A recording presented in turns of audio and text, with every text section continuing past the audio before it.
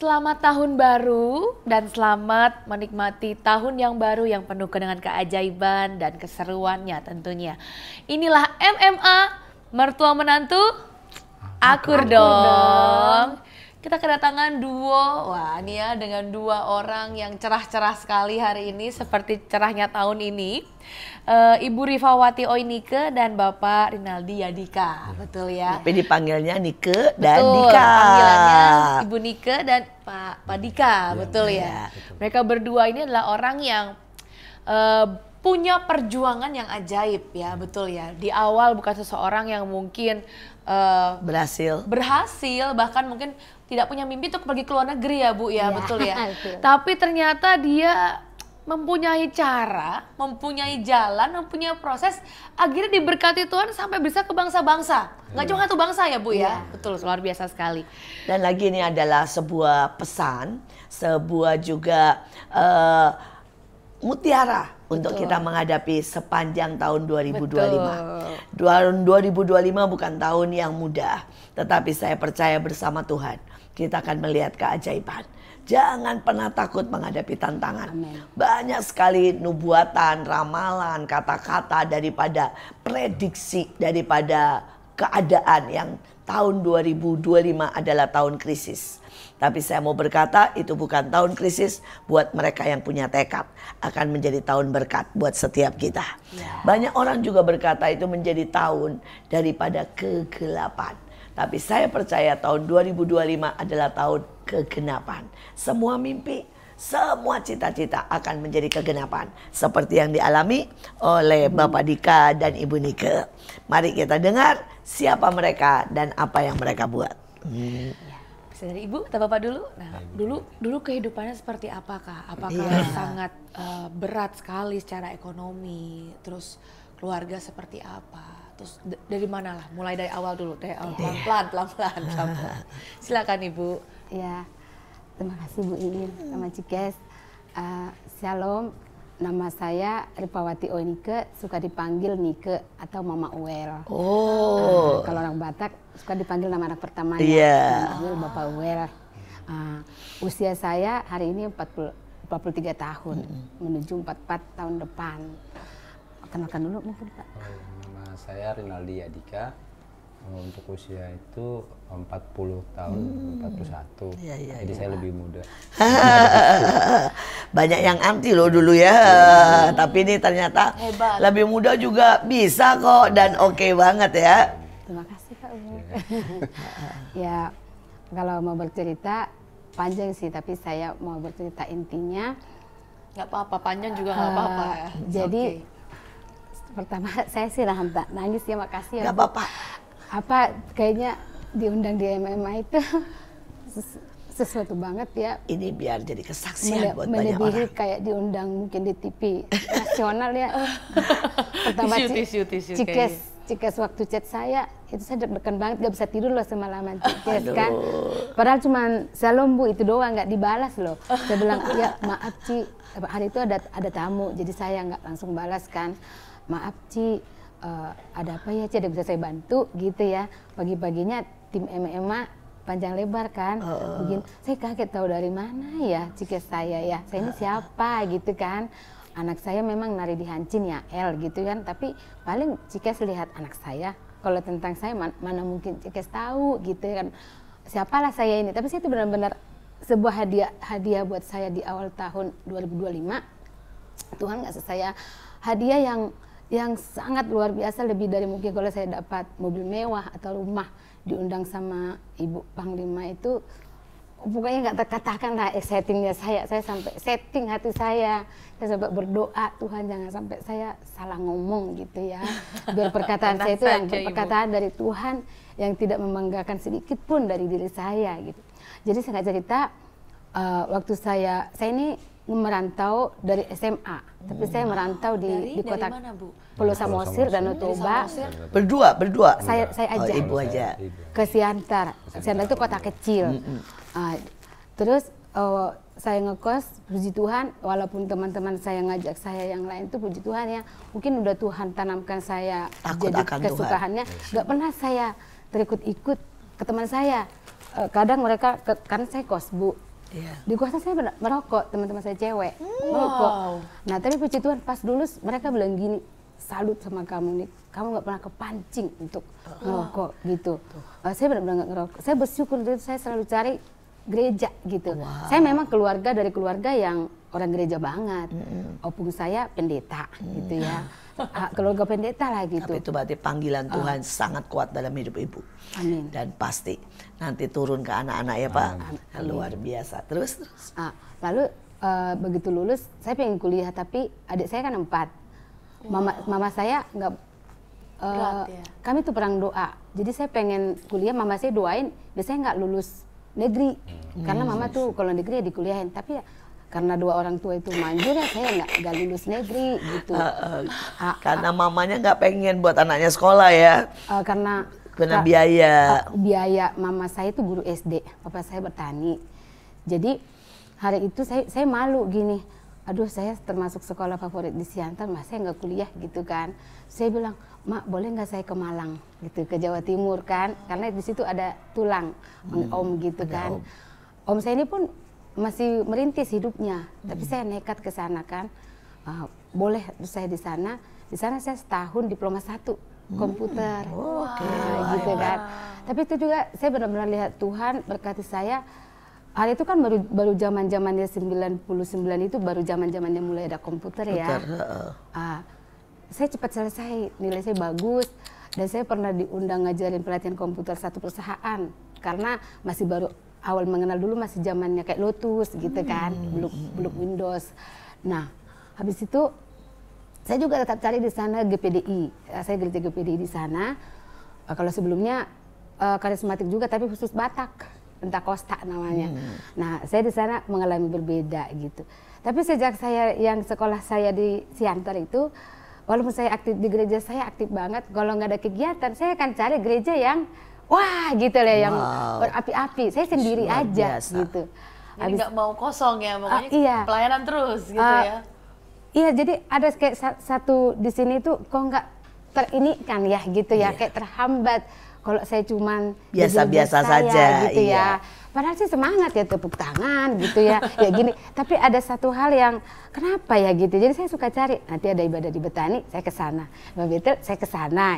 Orang nggak tahu itu gitu.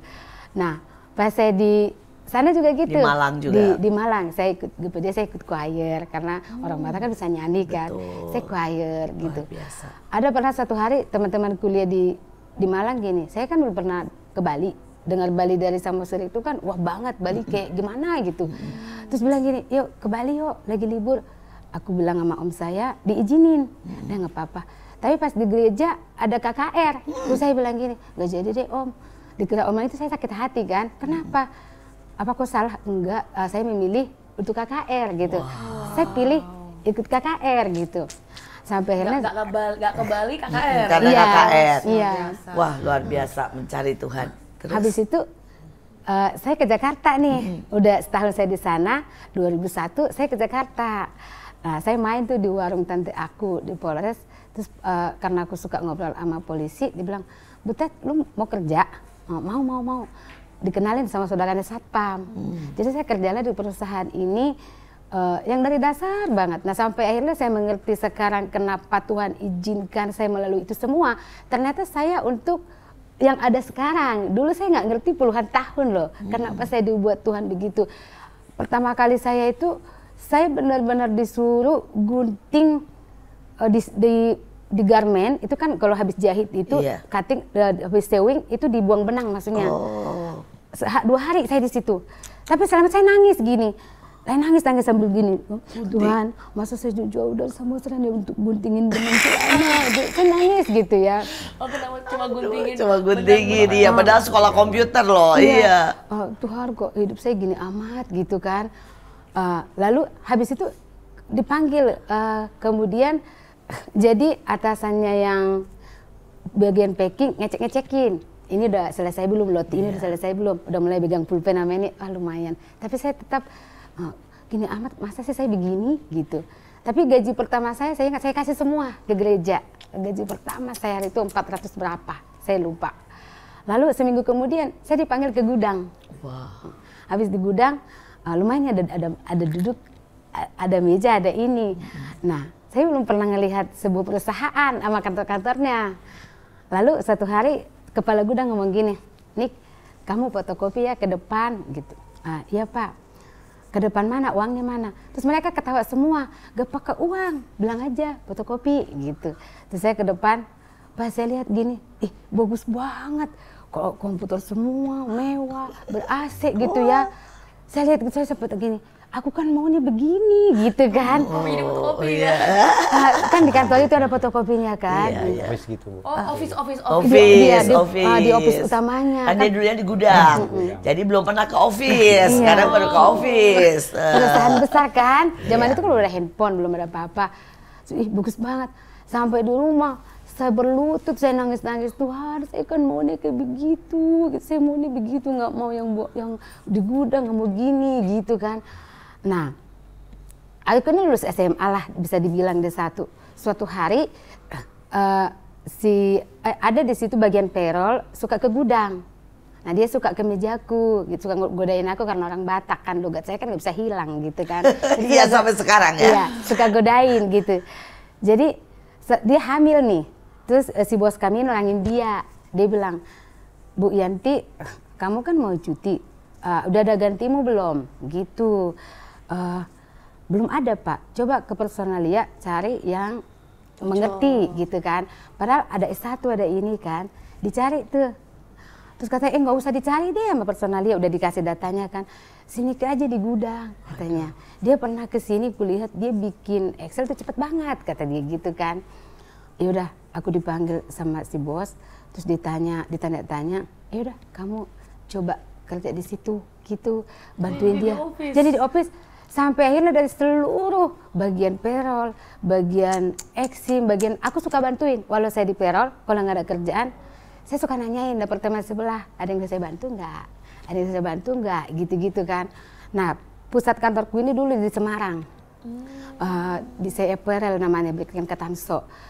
Jadi kalau kami pakai program payroll itu, mesti dari sana. Nggak kayak sekarang canggih kan, bisa online gitu, mesti diganti ke sana. Aku pernah ngalamin aku sendiri mau gajian untuk 1.000 lebih karyawan, ngelain di komputer. 1.000? Iya, padahal tuh udah mau gajian sama staff. Saya lagi, aduh Tuhan gimana ini gitu kan, saya bisa di demo. Tapi karena memang kesalahan dari sana aman. Bos cuma bilang komputernya rusak, sabar ya, paling tunggu atau 2 hari lagi gitu. Tapi saya baru mengerti sekarangnya bahwa ada yang ilahi itu kita nggak ngerti. Tiba-tiba hari itu di Excel ya bisa saya kerjain semua sampai hari ini, saya bingung kenapa bisa saya kerjain itu untuk 1.000 orang itu, dan pasti cocokin ke program nggak ada yang salah satu angka pun. Wow. Nah kalau ditanya gini, bagaimana, saya pun sampai hari ini nggak tahu loh Bu, bisa mungkin malaikat kali yang ngerjain itu. Gitu kok ya? Bisa gitu? Padahal 1.000 data. 1.000 data. Kalau saya diulang Manual ya Bu berarti? Manual. Jadi saya minta data dari setiap departemen, saya minta data semua lembur dari semua departemen. Saya benar-benar kerjain itu sampai lembur kan, bisa. Jadi itu dasar saya punya toko sampai hari ini ternyata maksud Tuhan. Dari seluruh bagian bawah sampai teratas. Semuanya tahu. Saya tahu gitu. Jadi saya tahu tipe orang yang dia pura-pura gimana, sales yang kayak gimana, karyawan gimana. Akhirnya saya jadi punya gambaran semuanya. Gitu saya bersyukur. Nah, kemudian luar biasa Bu. Stop dulu ya Bu ya. Karena semangat sekali dengan ajaib. Saya mesti berkata bahwa ini adalah sebuah pengalaman hidup yang luar biasa. Siapapun saudara dari manapun, mungkin ada di Pulau Samosir, mungkin di pulau kecil, mungkin di NTT, mungkin dimanapun. Sekali lagi biar apa yang dialami oleh Ibu Nike dialami oleh kita semuanya. Tahun ini bukan tahun dimana kita males-males cari Tuhan. Dia memilih retret dibanding ke Bali. Dia milih ke gereja dibanding ngerokok. Dia milih 1 minggu tidak 1 gereja, tapi banyak gereja. Karena apa? Butuh diisi. Dan ujungnya Tuhan bisa bawa dari orang yang dimanapun, di gudang dimanapun, apapun yang dia doakan Tuhan jawab. Ini sebuah kesaksian, ini sebuah perjalanan yang sangat ajaib. Wow, luar biasa sekali, luar biasa, sungguh-sungguh keajaiban. Tapi stop dulu ya, bapaknya kasihan ya, dari tadi ibunya ya. Jadi sekarang bapaknya dulu nih. Nah, bapaknya gimana nih ceritanya? Nih, ibunya kan ajaib nih ya. Habis ini nanti gimana nih sampai ketemu dan sampai mengalami semua mujizat Tuhan? Ya, saya merasakan pertolongan Tuhan itu memang pas awal, kalau misalnya kita cari jodoh ya. Kalau cari jodoh itu kan selalu, karena memang di keluarga kami itu kan yang namanya pacaran itu nggak boleh sampai kuliah. Bapak asli juga sama-sama Usir kan? Lahiran Jakarta, cuman orang tua dari Medan, dari Batak suku. Luar biasa ya, keras ya, nggak boleh nih ya. Dari Cempaka Ini Putih. keras juga nih ya keluarganya, dua-duanya. Keluarganya luar biasa. Keras semua. Sekarang nih anaknya juga dikerasin, nggak boleh pacaran nih juga. Wah. Di jalan tiap pagi, tidak boleh patah hati kok Jos. Aduh, ajaib. Oke, terus. Ya memang pas ada lampu hijau dari ibu waktu itu, udah kamu boleh pacaran. Saya bingung, mau pacaran sama siapa, udah tua begini gitu kan. Udah. Itu boleh pacarannya umur berapa? Kuliah. Ya pas kuliah, udah mau tahap akhir, itu pun sebelum almarhum ibu udah meninggal gitu kan. Sudah bertahap akhir ya, bukan awal ya. Makanya saya bingung kan, kalau ketemu cewek bilang, masa lu nggak suka sama saya katanya.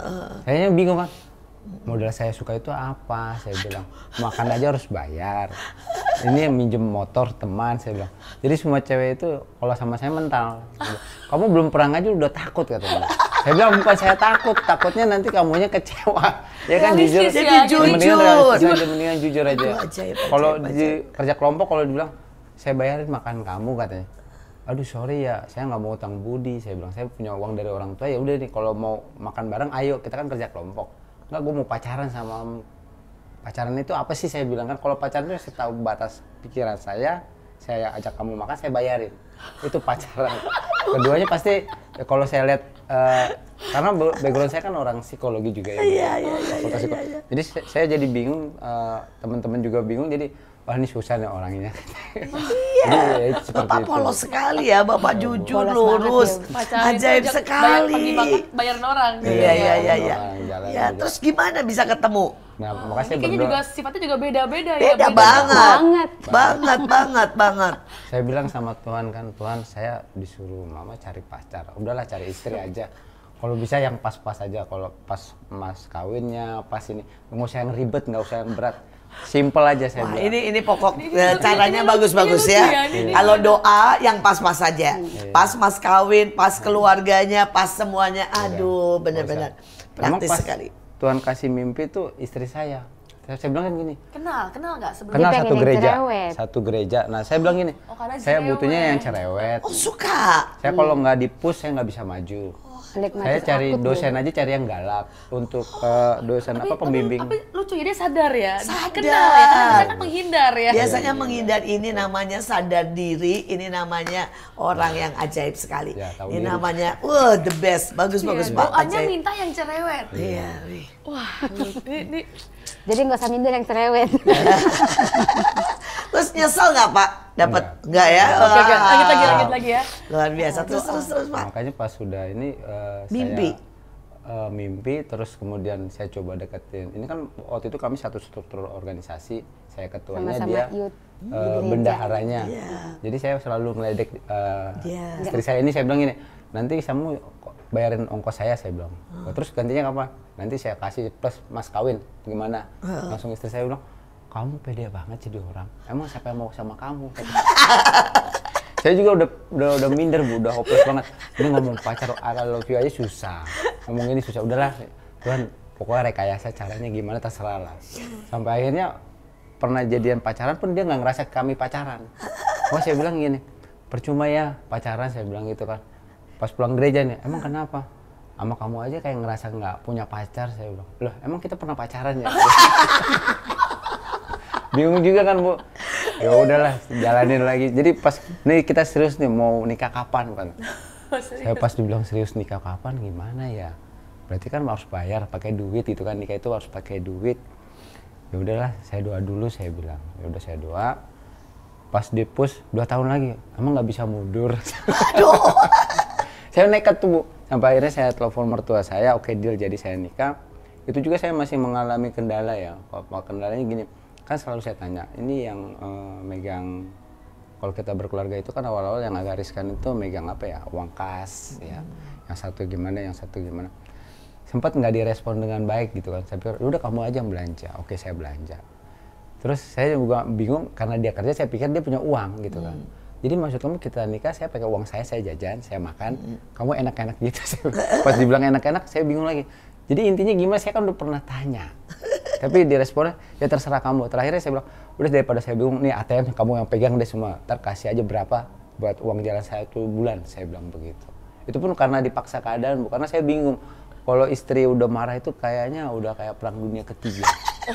Bukannya piring pecah kemana-mana, enggak, cuman rasa nyaman itu kan zonanya di rumah, iya, damai sejahtera di rumah hilang. Aduh, itu Bu. Aduh, luar biasa Bapak ini. Terus dari pihak Ibu nih sedikit ya. Jadi waktu itu bagaimana Ibu yakin kalau dia jodoh dari Tuhan? Ngikutin gaya ibu.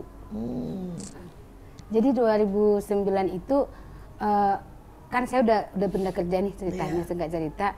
Saya suka dengerin di radio itu, radio RPK bilang ada radio Rema. Jadi saya buka radio Rema, itu awalnya saya mengalami semuanya. Hari itu khotbah Pak Yusak Cipto namanya, ada Pak Yusak Cipto yang luar biasa.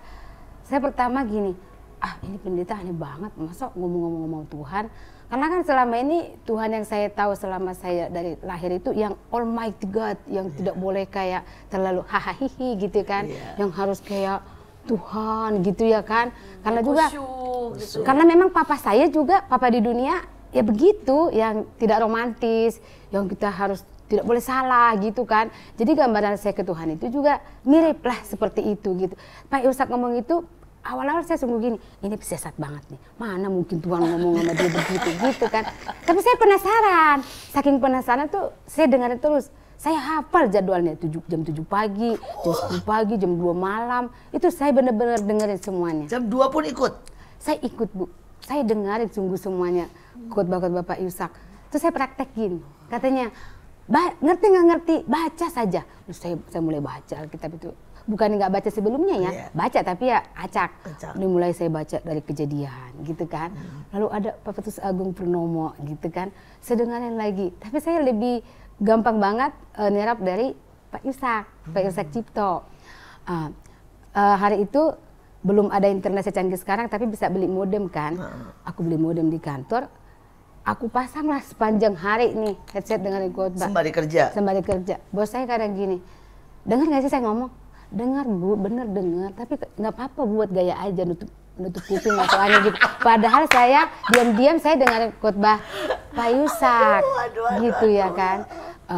Itu saya pindah kerja kedua karena gaji saya terlalu kecil yang pertama itu. Jadi saya cari kerja yang ini lumayan gitu. Nah pas saya udah, itu kan 29. Saya belum tahu ada Mahnaim. Nah, pas adik saya ke Semarang Undip, aku cerita sama dia karena aku sefrekuensi sama adikku ini. Ada loh hamba Tuhan gini-gini. Dikenal ternyata. Bukan, dia kan dari kampung. Dia PNS, tapi dia dapat beasiswa ke Undip. Di Undip. Wow. Nah, terus dia bilang, pas di Undip gini, yang kau ceritain itu ternyata ada di Semarang, namanya Holy Stadium katanya gini. Terus ada acaranya katanya gitu. Saya langsung wow gitu. Oh, karena sepanjang saya dengar khotbah Pak Yusak, saya ngomong gini, Tuhan boleh nggak ya ketemu beliau ini dari khotbahnya sih kayaknya udah tua gitu kan, masih hidup gak ya? Saya gitu. Boleh nggak ya Tuhan? Sekali saja gitu ketemu, mungkin hidup saya ini berubah banget. Bener. Aku belum langsung kejar ke Holy Stadium. Hari itu temanya Pesta Raja. Pak Yusak aku ingat banget khotbahnya yang berbahagialah yang tidak menolak aku dan tidak menjadi kecewa gitu kan. Ya aku nangis banget di Holy Stadium hanya lihat wajah Pak Yusak. Wow. Tapi kita harus break dulu ya karena ada yang mau lewat. Semangat sekali ceritanya seru. Oke, terus stay tune di MMA, jangan kemana-mana. Inilah MMA, mertua menantu, akur dong.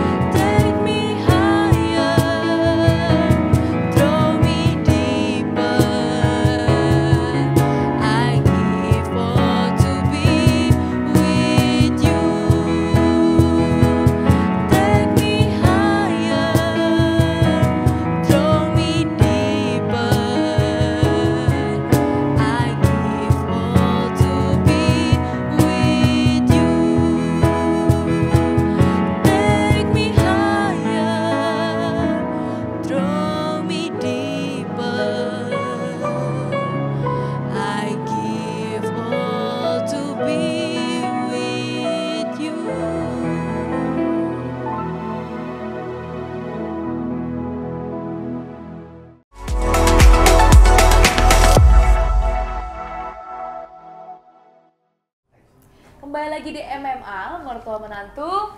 Akur dong. Kita masih dengan pasangan yang ajaib ya nih ya, api dan air nih ya, percampuran yang ajaib ya. Yang satu sanguin sekali, yang satu pragmatis. Betul. Yang satu kayak api, yang satu tenang. Iya. Gitu ya, luar biasa sekali. Makanya jodoh. Makanya jodoh.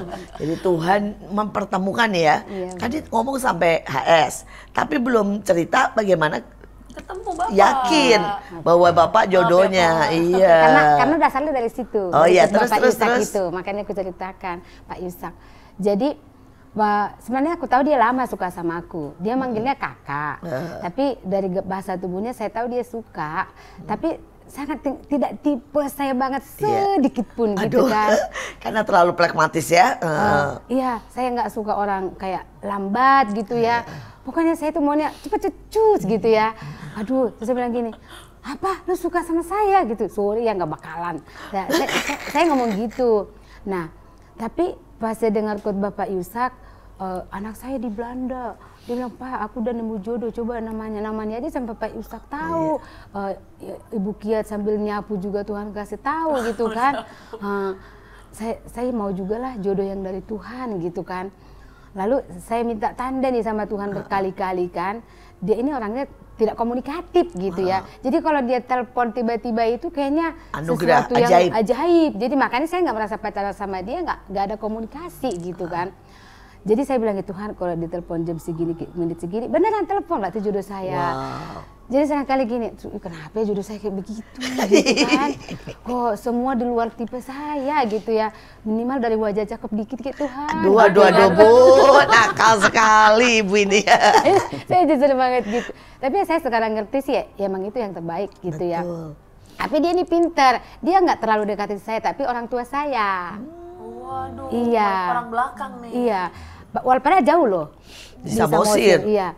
Jadi suatu saat ada pesta saudara di sini, orang tua aku datang. Dia tuh datang ke orang tua saya. Terus mama saya bilang gini, mama saya ini kan pen 2 juga. Dia bilang gini, udah kamu sama dia aja. Kalau tipe kamu nih cocoknya sama dia nih. Kalau kamu sama yang lain piring tiap hari pecah. Kata mama aku begitu. Iya. Luar biasa Tuhan itu ya. Akhirnya oke lah, akhirnya hati saya ya sudah deh gitu. Nah sekarang itu kan katanya nih memulai usaha dari uang 1 juta dan Tuhan berkati ajaib. Nah itu ceritanya bagaimana nih? Itu hubungannya semua dengan khotbah yang Pak Yusak itu ya. Jadi singkat cerita, saya nikah 2012 bulan 2. Saya melahirkan bulan 12-nya Serewel anakku. Lalu pas saya udah lahiran itu gaji saya juga tidak cukup karena kami ngontrak kan. Bapak juga nggak cukup gajinya? Gajinya bukannya Bapak jauh di bawah gaji saya gitu kan. Jadi nggak akan cukup gitu. Lalu saya nggak kerja tuh habis melahirkan. Ini juga perkenanan Tuhan karena saking saya rajinnya kerja selama kerja saya, manajer saya itu telepon saya, Nik ada perusahaan yang butuh orang begini kayak kamu lah mirip, ada nggak kau kenal katanya. Ya kenapa nggak saya aja gitu, emang kamu masih mau kerja? Mau, cuman kemarin kan gajinya kecil, jadi kamu gitu nego aja gajinya. Cerita, padahal aku baru lahir 3 bulan loh Bu. Saya nego sama si bos ini, boleh nggak saya nunggu 5 bulan lagi? Padahal dia butuh banget orang. Saya datang tuh ke pasar baru kan. Nah oke, akhirnya saya kerja. Nah di pekerjaan inilah saya mencapai puncak karir saya menurut saya. Karena seluruh kantor itu diserahkan ke saya, berawal dari tagihan mereka di salah satu PT terbesar di Sudirman. Gak bisa keluar tagihan mereka. Hampir 1 M lah waktu itu kan. Nah terus aku perhatikan salah di mana ya gitu. Waktu itu udah mulai zaman ada internet kan. Jadi tapi dulu faktur pajak itu kan masih manual, yang masih mesin tik dibuat kan. Salah satu titik aja kan nggak boleh. Yang sebelum saya ini dia benar-benar tidak teliti. Sedangkan dari PT Sinarmas itu mesti semua lengkap. Jadi saya kerjain lah itu ya Pak ya sampai jam 9 malam ke rumah. Saya bawa ke rumah. Saya kerja benar-benar nggak lama, nggak ada sebulan keluarlah itu duit. Jadi bos saya ini lihat saya, wah bisa ini semua diserahkan ke saya, bahkan rekrut karyawan. Nanti akan ditanya saya, gajinya akan ditanya saya berapa. Ini cocok gak Bu? Ada nanti orang yang susah dihadapi akan nurut saya, semuanya nurut saya gitu.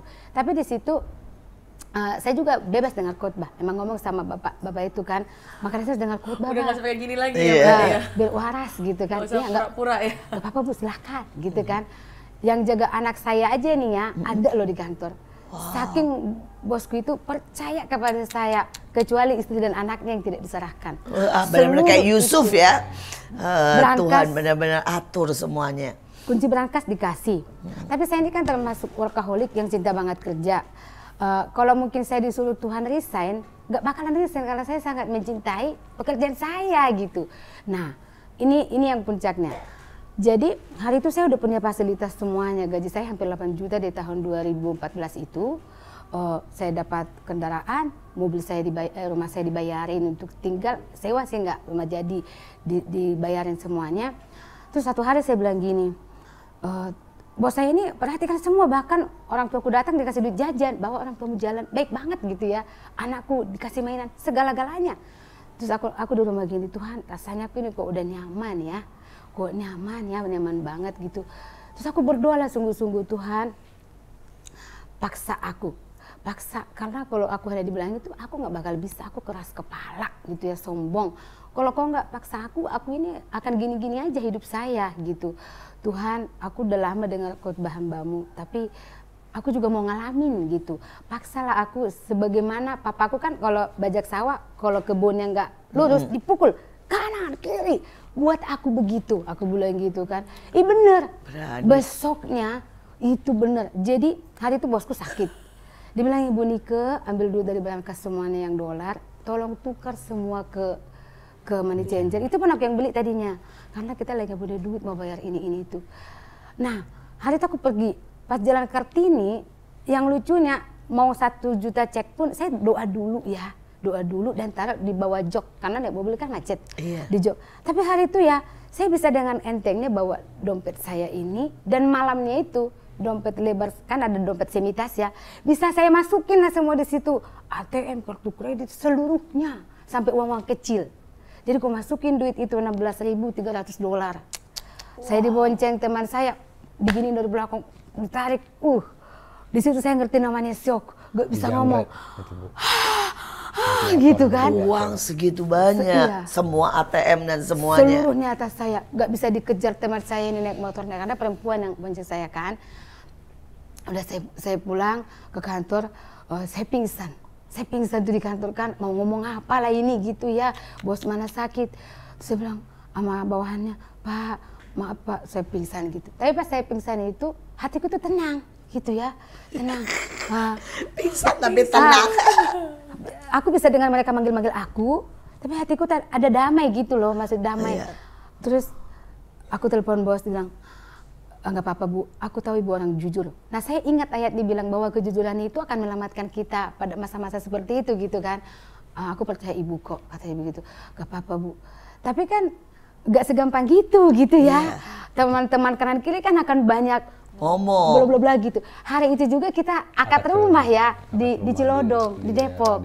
Karena kami berpikir kami udah nikah, masa sih nggak ada rumah? Nggak apa-apa ngontrak ke Jakarta, tapi ada rumah gitu. Hari itu kami tanda tangan, harus akad ke sana.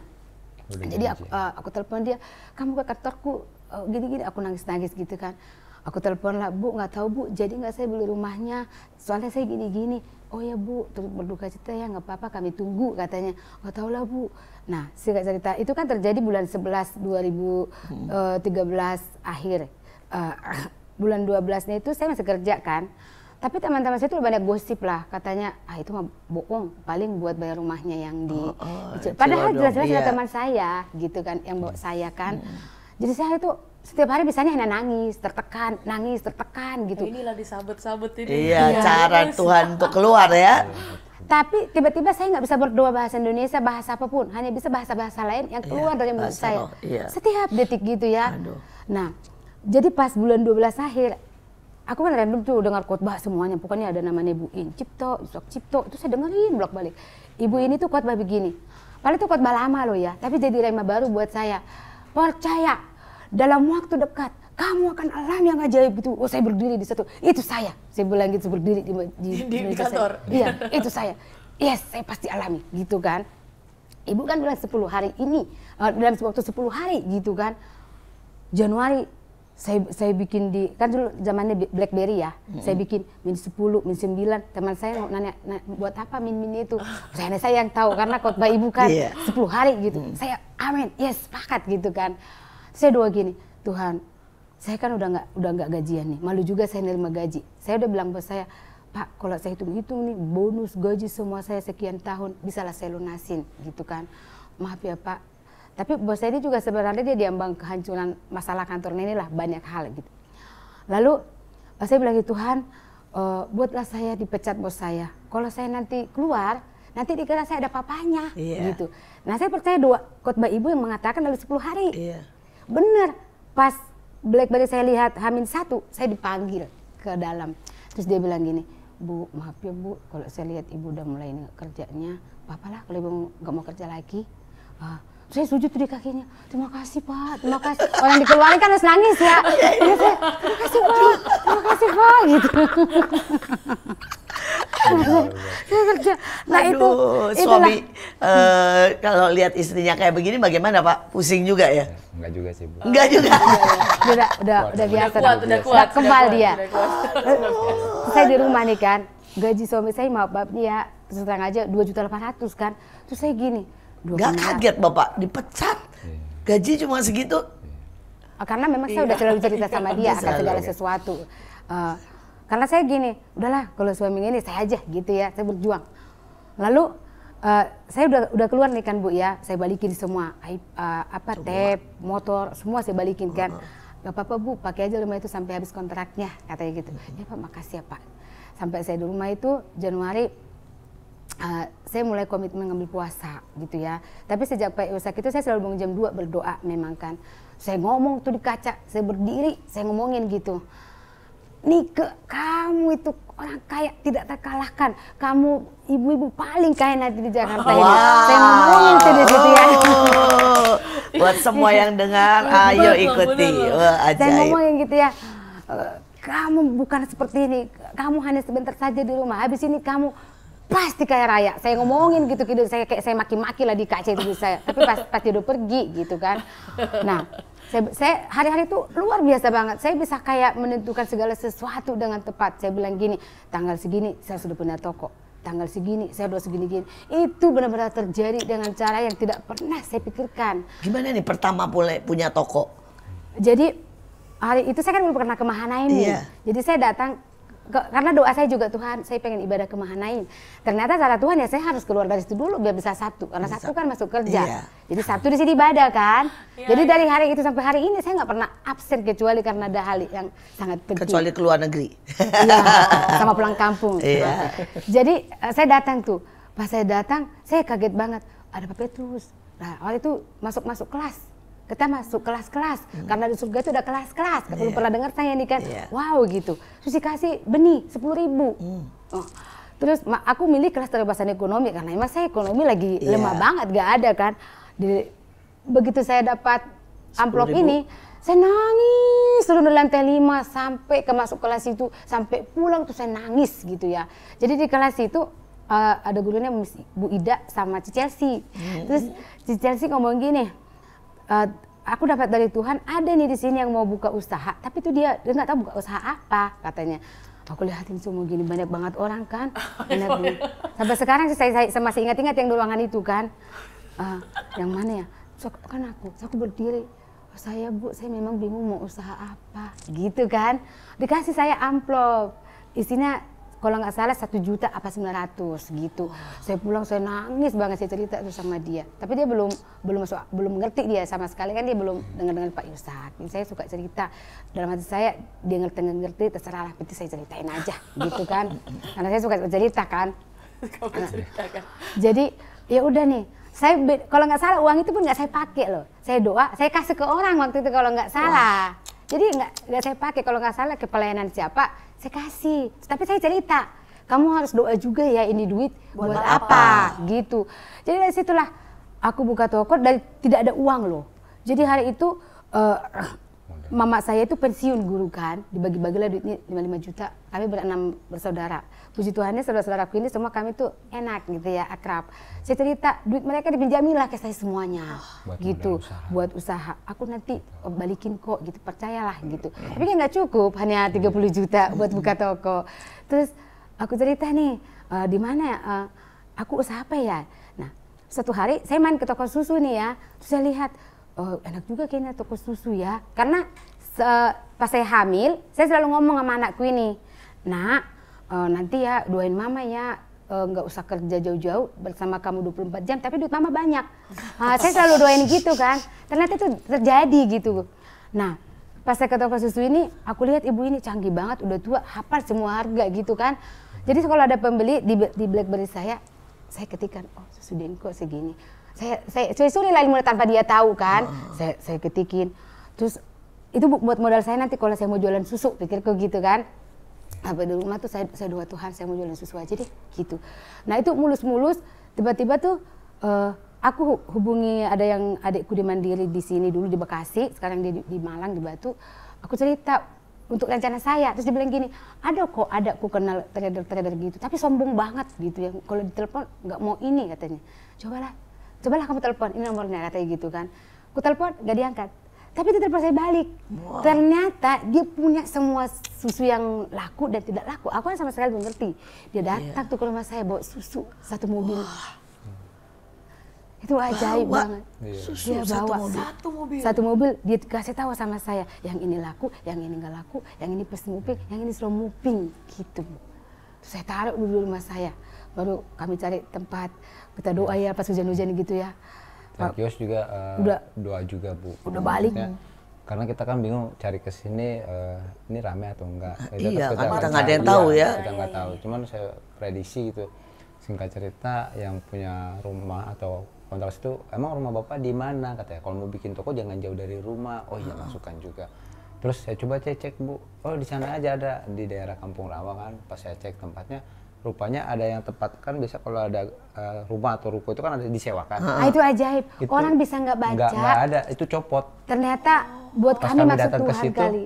itu tergeletak tertutup begitu. Ini kok ada tapi ketutup saya bilang. Tetangga-tetangga ngomong kan gini, kok kalian tahu di sini? Wah padahal itu kan tempat ramai memang. Kok kalian tahu di sini nggak pernah tuliskan disewakan? Jadi baru kosong seminggu ceritanya. Baru tahu ya. Jadi jatuh kanannya ya. Iya cara udah Tuhan lama itu memang ajaib. makanya ya udah kita DP langsung ambil, kita buka, kita doa gitu di situ ya puji Tuhan. Uang sewanya hari itu 55 juta, kan duit gak ada kan. Gak ada terus duit. adikku Boleh bilang gini, cicil di sini ada kok yang bungain uang. Gak apa-apa deh, aku pinjamin nanti bunganya gue yang bayar. Nanti gue nego-nego, baik kok sama aku. Jadi pinjamin ke aku 50 juta buat bayar itu. Jadi itu awalnya saya buka toko Bu. Hari ini tokonya masih di situ atau sudah? Pindah ke lebih bagus ke sebelahnya. Jadi hari itu pas kami sudah lunas semua sekarang. Oh udah lama Bu. Malah kita nyicil udah rumah lama. Bu, puji Tuhan ya. Sekarang udah nyicil rumah. Udah nyicil rumah. Itu perjalanannya dari toko ini Bu. Jadi ternyata pas susu ini, aduh untungnya dikit banget. Modal 80.000 jual 83, mau kapan gitu ya kan? Sampai kapan terbayar utang yang puluhan juta begitu, kayak gini gitu. Tapi kembali lagi kalau pakai otak kita tuh nggak bakal nyampe gitu ya. Jadi hari itu tiba-tiba nih ada Bu Haji datang. Dia bilang gini, oh ini toko susu. Kan kalau pernah dengar trader ini dia punya barang-barang dari misalnya dari mall, dari mana banyak, tapi dia 60-40, misalnya 60 fast moving, 40 yang slow, itu harus diambil semuanya gitu. Yeah, nah si ibu ini bisa ngomong sama saya gini, pilih yang mana laku di tokomu. Dan itu jauh banget harganya sama agen, jauh sekali.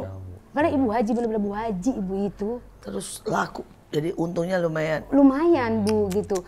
Aku hari itu baru awal-awal ada Shopee, ada pembeli ngomong nggak ada di Shopee, apa itu Shopee? Aku bilang gitu kan. Aku suka di Shopee Bu. Terus aku langsung cari Shopee, aku daftar sendiri kan. Dalam 3 hari saya langsung start seller di Shopee hari itu. Dalam 3 hari? Iya. Karena dapat barang murah dari Ibu Haji ini. Jadi banyak banget yang beli. Saya jual bisa lebih murah. Cara Tuhan itu sungguh luar biasa. Tidak pernah saya pikirkan loh. Jadi hari ini tetap jual susu atau jual macam-macam lagi yang lain? Macam-macam. Tambah-tambah Bu. Tambah-tambah. Jadi hari itu kan susu pempes. Kan dikit tuh kan. Belanja juga, kan makan juga dari situ kan. Kalau belanja, ya karena pinjamlah duitmu ya Dek ya. Nanti kalau udah gajian Bapak Wel ganti gitu-gitu ya kan ya. Tapi ya otak saya itu dibuka Tuhan. Nanti gini, ada Lifebuoy enggak? Terus pas aku ke Indomaret kan itu suka ada promo. Ternyata promo-promo itu JSM cuma 1 minggu. Aku ambilin semua tuh promonya. Semuanya. Jadi otak saya jadi kebuka semua, bukan hanya promo kayak gitu doang. Jadi saya hafal seluruh promo yang Superindo, yang Giant, yang kapan-kapannya ya, tahu semua. Saya sampai tahu caranya jam berapa saya harus ngintip biar dapat banyak. Saya sampai hafal tuh. Dan hari ini semua lunas sudahan. Udah lama Bu. Sudah lama dan semua sudah diberkati Tuhan sampai pergi ke bangsa-bangsa sampai Kemana semuanya. aja Bu? Kemana aja? Sudah kemana aja? Jadi ceritanya gini, pas saya tuh belum, saya jemaat yang baik di Mahanaim dari tahun berapa ke tahun berapa. Sampai siapa yang nggak tertanam di unit gitu kan. Nah terus pas hari itu aku dengar khotbah putaran terakhir. Lalu saya harus masuk unit nih. Saya pilih ke ada pendua di Jakarta kan. Saya gabung. Dari situ saya mulai kayak kebuka semuanya Bu. Jadi hari itu ada Bali Bangkit. Aku ikut ke Bali gitu kan. Wow. Aku ikut ke Bali. Akhirnya ke Bali nih ya? Ya akhirnya ke Bali. Tapi sebelumnya udah ke Bali sih dari kantor yang kedua ini. Saya ke Bali.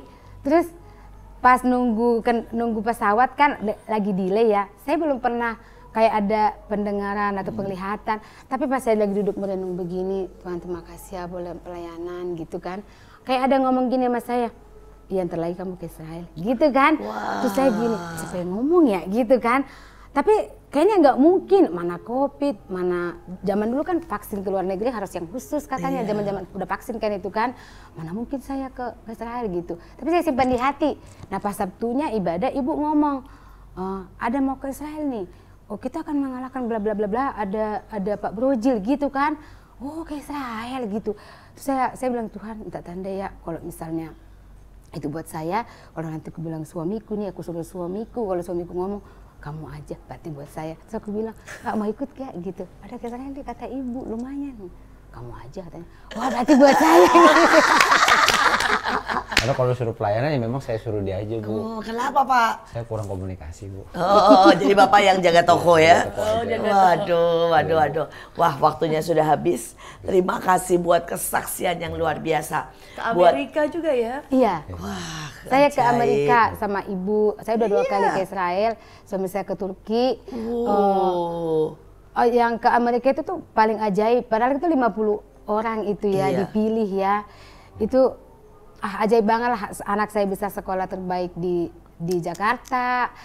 Kemudian kami bisa beli rumah yang di atas 1 M walaupun berapa tahun lagi kami cicil tapi Tuhan cukupkan semua. Luar biasa. Kita ada di ujung daripada semuanya. Ini adalah bekal sepanjang 2025. Bersama Tuhan, dahulukan Tuhan, tanya Tuhan, maka keajaiban menjadi bagian kita. Sekali lagi, marilah berani untuk berjalan dan bicara dengan Tuhanmu. Karena dia Tuhan yang hidup, dia Tuhan yang menjawab setiap doa. Dia Tuhan yang bertanggung jawab bahkan untuk hidup-hidup kita. Terima kasih, inilah MMA, Mertua Menantu. Aku dong. Jangan lupa untuk like, komen, dan juga subscribe YouTube kita Asia Zara dan stay tune untuk episode selanjutnya. Sampai jumpa. Selamat tahun baru. Selamat tahun baru.